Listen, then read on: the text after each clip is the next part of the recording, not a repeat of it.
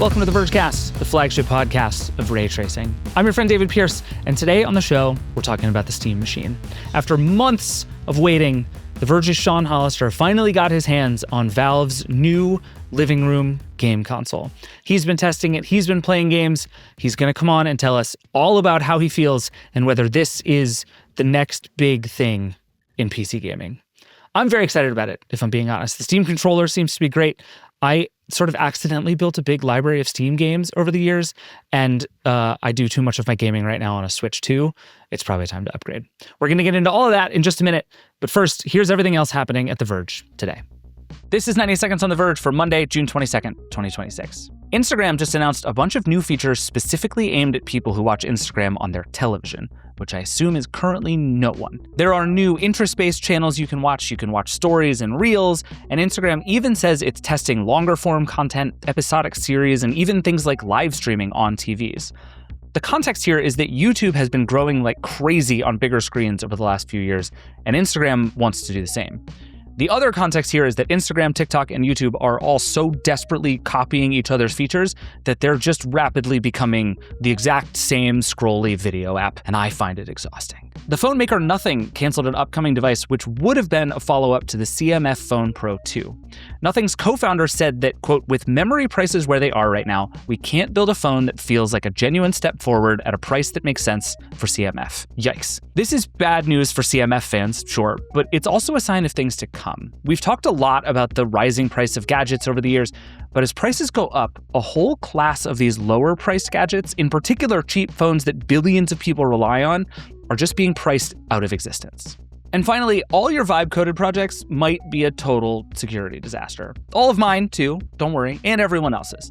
Verge contributor Yael Grauer has the story of all the ways AI coding agents can screw up, and all of the ways that can leave your data exposed. Cloud code is fun, don't get me wrong, just be careful out there. You can read more about all of this at theverge.com. That's 90 Seconds on The Verge for Monday, June 22nd. All right, let's talk Steam machines. The Verge's Sean Hollister is here. Hi, Sean. Hi. Tell me what games you've been playing the most over the last few days. You've been reviewing the Steam Machine. What are the first and second games you go to review the Steam Machine? I always try to test systems like this with Indiana Jones and the Great Circle because It's really demanding and it can play on there. And from 12 feet away on my couch, it's a pretty good experience. I'm whip cracking some Nazis. It's great. That's very exciting. That's a good first one to start with because I also feel like Indiana Jones has reached the Assassin's Creed level of like you can almost certainly play it on anything that plays games. It's just sort of everywhere now. It's great. And then, of course, I had to do a little bit of Portal because everybody loves Portal. This is a Valve product we're talking about. I want to start at the beginning a little bit with the Steam Machine because the fact that this exists is sort of fascinating to me. We first talked about the Steam Machine in November, and I would be lying to you if I said I didn't half expect it to have been canceled by now because of Ramageddon and the rising cost of supply chain things, and everything is just getting harder for something like the Steam Machine. Are you a little surprised that this thing has actually shipped to you and is inside of your house right now? A little bit. I would say that the overarching Valve strategy is they build things that they want to exist for themselves, and they're totally fine if they're going to be trickling this out to early adopters for the next 2 to 3 years, which I'm afraid they might have to because supplies are going to be low for this thing. We've been tracking their shipments overseas, and they don't have that many tons of Steam machines going over the ocean. And so I kind of love that in one way because it means that by the time this reaches lots of people, like the Steam Deck took months, maybe a year to reach the people who wanted it, it'll hopefully be done. It'll hopefully feel like a game console experience where you just fire up your game and it works and it's beautiful. It is not quite that today. So tell me about that experience, actually, because my sort of most immediate big picture question for you is just fundamentally why this thing exists. And I think as much as I've come to understand, it's what you just said about the particulars of the experience of sitting down on your couch and playing video games seems to be the whole driving force behind why this exists. Can you just talk that out a little bit for me? The Steam Deck was, you like the idea of games that just work. You shied away from PC because games don't necessarily just work. But what if you could have your games everywhere with you, like a Nintendo Switch, and those PC games kind of just work? And a lot of people were like, I am a PC gamer now, and I didn't realize it. Or I'm coming back to PCs after years. This is that for your TV. So you're a console gamer, or you're somebody who used to think they were a PC gamer. You don't have time for that anymore. You don't want to mess with settings. You take this box, you stick it under your TV, and it should be like the experience of a PlayStation. In this case, it has about the power of a PlayStation 5, but you are technically loading PC games. This catalog, this back catalog, going back decades and decades of PC games. You can run them on your couch, and you do not need to plug a mouse or keyboard into this box if you do not want to. You can just use a controller. You can use the Steam controller if you want to have touchpads. You can use a random Bluetooth controller that you buy from 8BitDo or whoever for $30 on Amazon. It all should work. And it all does work up until you reach some weird bugs that they haven't quite ironed out yet. Okay.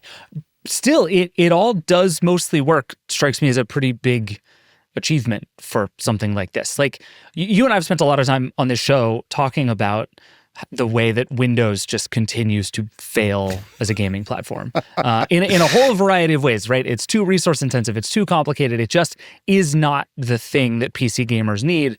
There's so much baggage. Despite the fact that it is literally what PC gamers need, right? So it seems like Valve it has, to a large extent, solved some of these problems. But the thing that is so fascinating to me is that this is the second time Valve has tried to do this. It first tried over a decade ago, and it super didn't work, and Valve changed nothing about its strategy, and now it kind of worked. They changed one super important thing about the strategy. Okay. One thing, and that is this. In 2012, 2013, 2015, by the time they actually shipped the thing, and the controller, their idea was, we will build the hardware and they will come. And they was developers building Linux games. They thought if they just built the hardware, all of a sudden people would turn around and build games for Linux. They would take this entirely different operating system. Right? You're just being Nintendo at that point. We make a console, you make games for our console. Exactly. And they couldn't get the partners to do that. And the partners that they did have were not to be trusted to get the thing out there. And they screwed up the controller timing, and the hardware was ready, the controller wasn't ready, the OS wasn't ready, et cetera, et cetera. Developers were not going to build games for that. The grand thing that they have changed, the amazing insight, is they don't need Windows, but they do need Windows games. So you are literally playing Windows games 90% of the time when you're running a Steam Deck, when you're running them on a Steam machine. They are the same games. Developers don't need to modify them, but they're going through this layer. They're going through Proton, which is built on Wine. We've talked about this before. Nowadays, many operating systems are using layers like this. Your Mac can play and run apps that were designed for Intel Silicon on its ARM chip because of a translation layer. True, yeah. This is not quite the same thing, but it's got similarities to that. We're going to see the same thing happen with phones that are playing Steam games soon. You can already do this if you know the right software to download, Game Native, Game Hub. Okay. And now we're putting this on this TV box where they've got a chip in it that is roughly the power of the PS5. Give or take. And unfortunately, if you are running games that were literally designed for the PS5 and then brought to Windows on it, because Sony optimized those for the PS5, they look a little bit better on the PS5 sometimes than they did on this Steam, than they do on the Steam machine. The PS5 is 6 years old. The Steam machine is brand new. Mm-hmm. You're playing games at roughly the same performance, and you're paying about twice the price to get the Steam machine instead of your PS5. But you get that back catalog of decades of games that the PS5 does not have. And the thing is literally a PC too. Several Verge editors right now are dual booting Linux or straight up running Linux as their desktop operating system that they do work on. I am dual booting it too. I now have Bazite and Windows on my desktop PC. Well, I'll tell you what, I took this little box, I plugged in literally everything that was plugged into my desktop PC. My monitors, my speakers, my headset, my mouse, keyboard, all that stuff. And it just worked. Wow. On this box. And all of a sudden I was doing work on the Steam machine instead of doing it on my Windows PC. So you talk about $1,049 for this little box. If it doubles as a PC for you too, I think it's worth the money. If it doesn't, I don't know. That's super interesting. Yeah, and even whether this thing is expensive as a gaming device depends on whether you perceive it to be a console for your living room or a gaming PC, right? Tell me about this thing actually as a piece of hardware. Like, spec it out for me like a gaming PC. How does it hold up? Okay, so this is a 6-core AMD Zen 4 processor. It's a lot like an AMD Ryzen 5 8540U, which if you have no idea what those alphanumerics mean, it's like a mid-range laptop processor, which is more powerful, newer technology than the CPU that's in the PS5. It has an RDNA 3 GPU, which should have more power technically than what's in the PS5, but it's only got 8 gigs of GDDR6 VRAM. People have been mad about this since the announcement, right? They 8 really gigs have. of VRAM was like the people had pitchforks that said They 8 gigs of did. VRAM about the Steam machines. They did. And you can't, unfortunately, do a direct comparison with this GPU to basically anything else on the market, because the only time AMD has shipped a GPU quite like this is in external GPUs, like an external box that you would plug into a laptop. But if you know what those are, it's around an RX 7600, 7700, like M or XT, somewhere in that realm. And so what you get out of that, because of that 8 gig by VRAM, you can get this thing playing games on your 4K screen, but you're talking about upscaling, super resolution upscaling from basically 1080p. If you think of this as a 1080p console that can output a 4K image, that's the way to think about this. And there'll be some games like on the original PS5 where you're running it at a lower resolution than that internally. So Alan Wake, that might be 847p is the number of vertical lines you'd get instead of getting your 1080, instead of getting your 4K. So it's very similar to the PS5 there. But if you take that PS5 image and that Steam Machine image and you look at them side by side in like Sony optimized games, Sony has techniques like checkerboard rendering where it can make things look a little bit crisper than they would be otherwise. If I look at Cyberpunk 2077, it looks better on the PS5 than it does on the Steam Machine. If I look at Horizon Zero Dawn, it's a bit of a toss-up. If I look at Returnal looks better on the Steam Machine to me. I can get more resolution out of the Steam Machine there. So on balance, roughly PS5-ish graphics-wise. I feel like that's a comparison a lot of people can probably hold in their head. That seems useful. But that PS5 digital edition was $400. And now it costs $600, and this costs $1,049. Yeah. The price has been the big unknown about this thing for a very long time. Tell me your first reaction when they told you what the price was going to be just a few days ago. My first reaction was actually, that's not as bad as I thought. Same. I was fully prepared for them to be like, starts at $14.99 and goes up from there. I feel like they could charge what they want to for this out of the gate, because it's early adopters that are going to be getting this. It's going to be people who are they really want the Steam Machine. They want the new hardware. They want to have the thing that nobody else is going to have. They want to experience it in beta. My headline on my deck on my original Steam Deck review was early access memories, because it felt like it was a handheld in early access. It was fun to be there in early access. People are going to feel that way about this thing too. They're going to be printing, new face plates for it. It comes with like these ones out of the box and that wooden one back there. I wanted to 3D print something. I didn't get quite done in time for the Vergecast. They're going to be super into this, and they could charge a lot. But what they told me, what Pierre-Luc Griffet and Lawrence Yang told me, the developers, perhaps let's call them the lead developers of this system. It's a team effort, but they're kind of the public faces over at Valve. What they told me is they are selling this at cost. I mean, you can get a broad stroke understanding of it by looking at what RAM and storage costs now versus what they costed back then. The cost of the product is basically the cost of the components and what it takes to make it. For instance, Steam Deck, we recently had to change our price not because Steam Deck changed, but because the price that it costs to actually make Steam Deck with those same components changed. If you're looking at something like the Steam Deck and the Steam Machine where we were envisioning it and where we are now, I would say that the new price is actually much more aggressive on that. So we're trying to make it as fair as possible there. This whole industry has kind of transitioned to a model where you don't know what the cost is going to be ahead of time. COVID kind of paved the way for that a little bit. The price that, we might get more parts to make it, but the price might be double what it is today, right? And so at that point, we have to make the calculus of like, should we still build machines with this, right? And like at what cost? And so we're thinking through all that right now. At some point, we were not even convinced we could build, any significant quantity. So I think we ended up in a, I guess, a pretty happy spot overall. Oh yeah, I mean, well, it is still pretty aggressive for us to hit this price. So even though it's more than we wanted it to be, like, we're happy that it can be this at the very least. So this is very much like a razors and blades model, right? That this company is confident that it will sell enough games to make not making money on the console worth it over time. I think so. They wouldn't tell you that, though. They always say it's about the learnings. They're like, I don't know what to believe. Like, of the learnings don't pay the bills. You know what I mean? Of the people I have talked to who say things like this, I would say I believe them 10% more than I would believe anybody else. That's fair. Because Valve just makes so much money per capita that they can afford to throw ridiculous amounts of money at projects that they think will give them learnings down the road. Do I believe it 100%? I do not.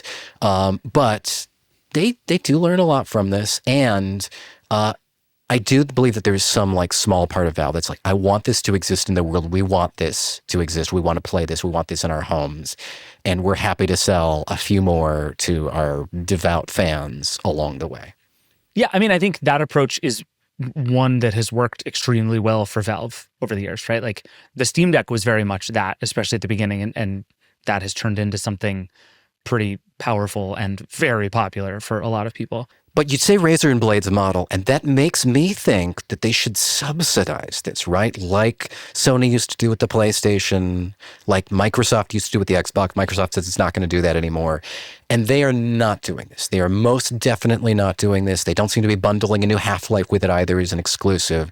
They say they're religiously against these things. They do not want to do that. And I think that's maybe a little bit of a shame, because if this were priced less, it could be the console too, not just the PC for your living room. Interesting. Yeah, part of me has been wondering if, knowing what we know now about what this stuff costs, I'm so sure that when they initially spec'd this thing out, it was not supposed to cost anywhere near $1,049. I know they wouldn't tell you what price they wanted it to be.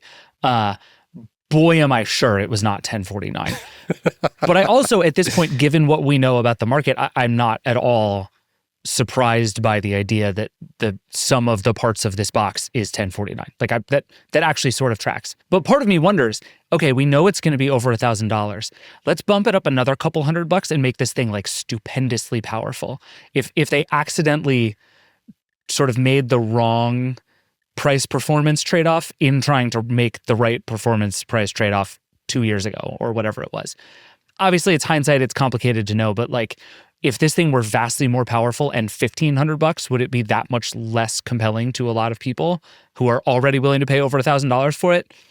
I don't know. If they could bump up the price $100 and have 12 gig of VRAM instead of 8, then it would not struggle so much to do 1440p 4K stuff the way it does. It'll play lots of 4K on older games. It'll look great.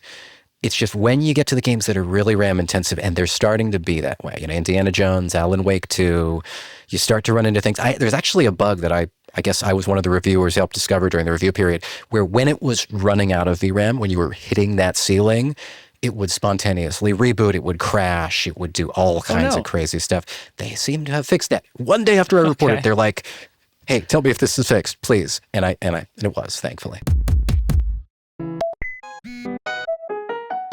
Tell me about the out-of-box experience with this thing, because I think, again, if you're a Valve and the goal here is to make something that runs like a Windows gaming PC, but doesn't feel like you're sitting on your couch operating a Windows PC, that the very first 10 minutes of the experience feels like it would tell me an awful lot about how Valve succeeded or failed on that front. So what is the sort of initial Steam Machine experience like? Unfortunately, the initial Steam experience we tried is not the final experience. I'm hoping that they ship the final experience by the time you're watching this video, listening to this podcast, because I need to try it again. But how it is during the review period is You turn on your controller. It's not prepared like a PS5 controller, Xbox controller would be.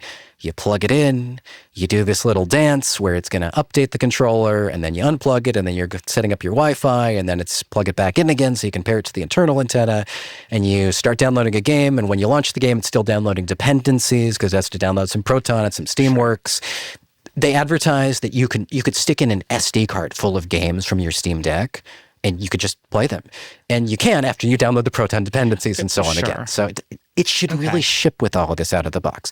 Then again, I mean, I have some tolerance for things have to download when you first boot the thing. Like that's everybody's experience with all of these now. Everything has some giant system download when you first turn it on, and it sucks. But that feels like just kind of the state of things. They're fixing some of this. And then the Windows state of things, of course. If this was a Windows box, when you do a first-time setup on a Windows box, you're sitting there for like 45 minutes. Oh, yeah, it's awful. Yeah. As it's downloading, it seems like the entire operating system again. It's not really. It's slipstreaming some things in, but it's a lot. And then you have to navigate the screen, and then you have to set up you can set up Steam Big Picture Mode on a Windows box so that you launch into it every time, but you have to set that up. And on the Valve machine, I mean, you're there in a controllable interface with your controller, with your gamepad. And you just scroll it across the screen. My kid can figure it out. She wouldn't like the waiting part of waiting for this stuff to download, but she could do it herself. I mean, that's a big win. And I will say, as a piece of hardware sitting underneath your TV, I'm just looking at the one behind you.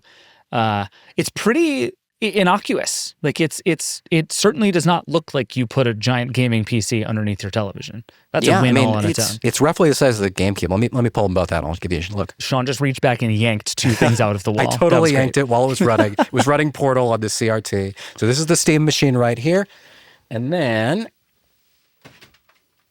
we have a GameCube right next to it. So this is the GameCube and the Steam machine. They are roughly the same size. The Steam machine's a little bit taller. And of course, the GameCube has that carry handle. So, yeah. And you can change these face plates. On the Steam machine starts with a black one, not this walnut color. So there's the black one up here instead. It does pick up fingerprints. This finish picks up a lot of fingerprints, but it's going to be under your TV. So I'm not thinking that's a huge deal. Okay. Yeah. I mean, the size of it is pretty nice. Like, I'm just so used to this new run of consoles, particularly the PS5, which is just preposterously huge. Oh, yeah. And anything that actually will sit underneath my television, big victory. More importantly, this fan, they designed the whole unit around the fan. Giant fan, goes all the way through the system, through these big grates on the other side. And this is so cool and quiet. And the frame rate is so stable. Yeah, it's not going to run everything at 4K, but I'm running a game, and I'm like, if the game is, 60 FPS average, it might be 52 FPS low. And that's like, if you've got a variable refresh rate TV, that means it is smooth all the time. It also means that if I want to pump up the graphics a little bit, if I don't need that 60 FPS average, if I'm like, I could do 45 FPS, 48 FPS. If that is the average and the low is like 42, that experience, that 1440p Indiana Jones, that is smooth if you have a variable refresh rate TV. It feels really good. The overarching takeaway here is it is a console level console, right? Like pretty easy to use, pretty good gameplay, but you're not sort of blowing anything out of the water. And I guess the case here, if you're Valve, is it's all of that with access to your Steam library of all of the games that you've already bought, right? So I feel like if I'm already a Steam person and I'm already deep into this space, this becomes very compelling because like rebuying the 6 games I play most is already going to make up the cost difference. But I'm particularly curious for someone who is just coming sort of relatively fresh to this space. I don't have a giant library of games. I don't want a like high-end gaming PC. That is not a thing I'm interested in. I just want a thing where I can sit down on my couch and play games. Can the Steam machine hang in that competition right now? It can for now. Right now, when I reviewed the PS5 Pro, I'm like, PS5 versus PS5 Pro. The PS5 Pro has so much more horsepower.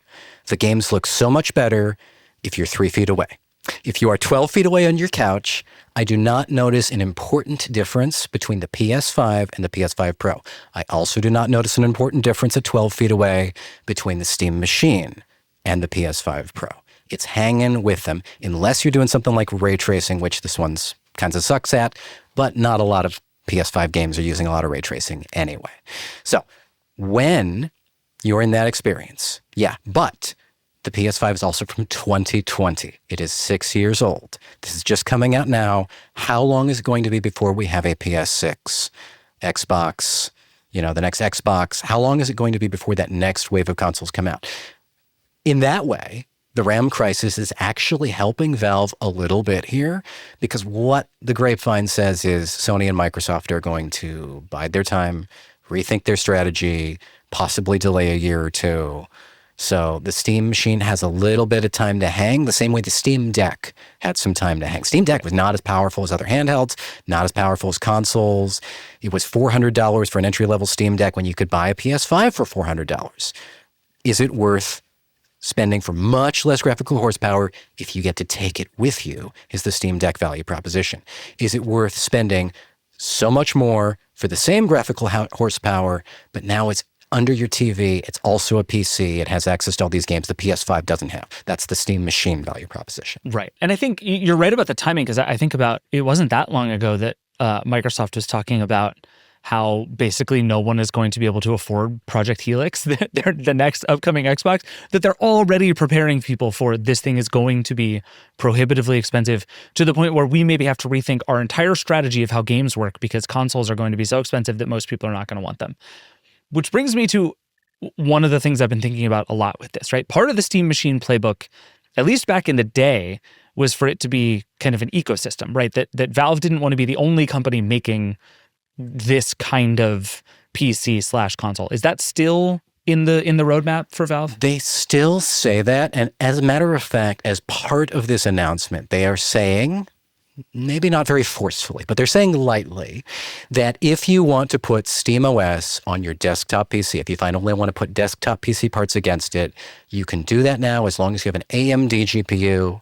I think you can do it if you have an Intel GPU too, not NVIDIA yet. Okay, so you can Hackintosh your way into a Steam machine, basically, is the idea. You can. If you know what you're doing, it's not something where they're going to help you do the dual boot or the installer necessarily yet. It's something where you're going to have to free up space on your own drive or wipe it or start with brand new hardware. But you can do this if you want to. You've been able to do this. It hasn't worked very well with Intel GPUs, still does not work with NVIDIA GPUs. Intel's kind of a new addition fairly recently that it seems like it's getting there. But they've done the work for years now to get all the controllers and peripherals and stuff you can imagine. If you have any kind of gamepad, mouse, keyboard, I plugged an optical drive into this. I can play a Blu-ray on this by plugging a Blu-ray drive into it. It does all the stuff. It will work on here, and it's just a matter of GPU. And so, not NVIDIA yet. Right. They are not saying it super, super forcefully yet. It's kind of like if you want to go ahead and experiment kind of thing. Okay. They maintain tight control over who can ship a box with preloaded Steam and preloaded SteamOS.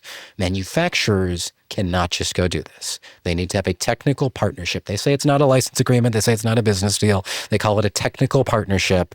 They want quality control is what Valve wants over the end result. They don't want just anybody to be able to ship one, and it's terrible and it stains their reputation. And that kind of is what happened in 2012 through 2015 when they tried to do it the first time.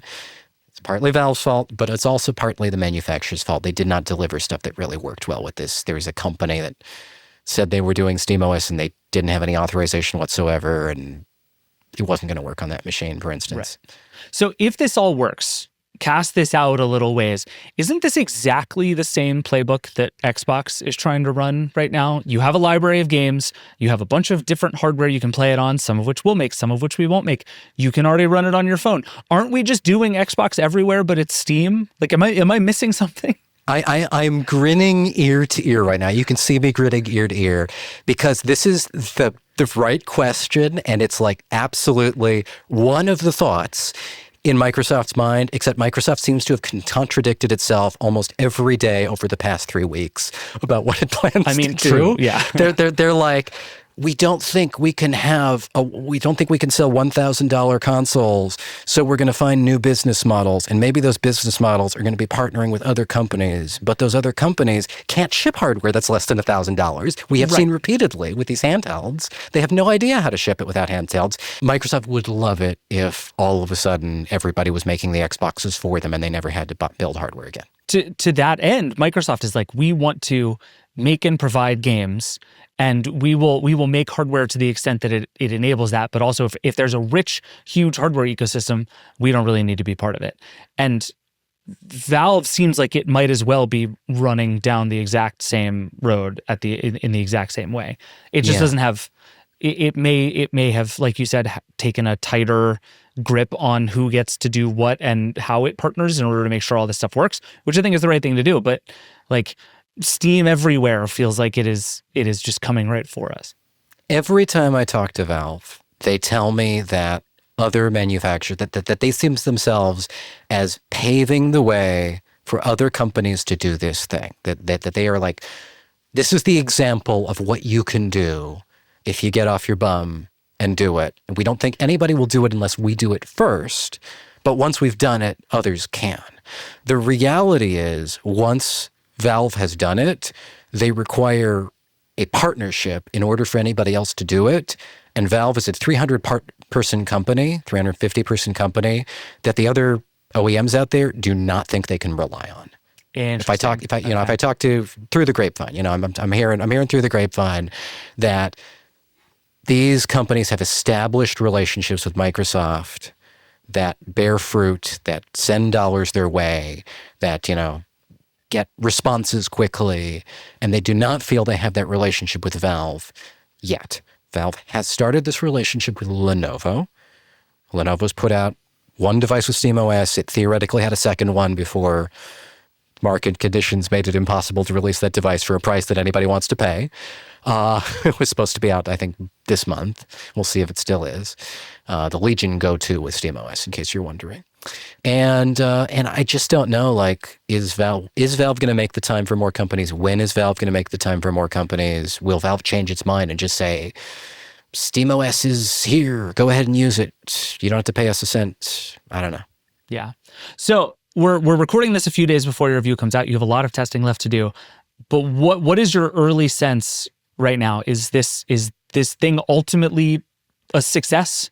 Did it work? Did it do the job? Is this the Steam machine we've been waiting for?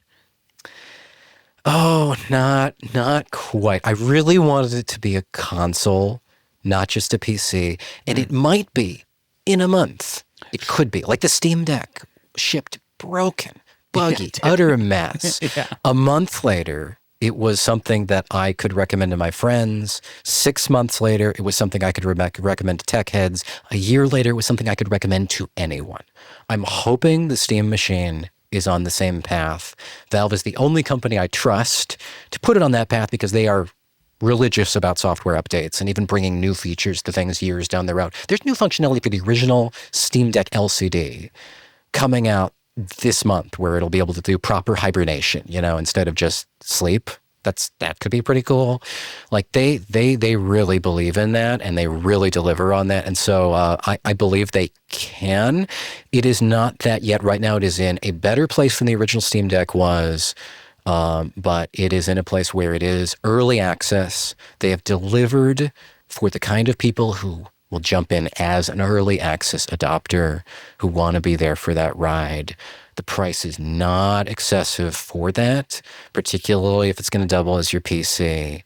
But it's no PlayStation. That sounds about right. All right, go back to playing Indiana Jones. Thank you for coming on. Good to see you back. Oh, you bet. All right, that's it for the show. Thank you to Sean for being here, and thank you, as always, for watching and listening. If you have thoughts or feedback or strong feelings about the $1,049 price, if there are other things you wanted to see from the Steam machine, we are all ears. Call the hotline, 866-VERGE11. Send us an email, vergecast@theverge.com.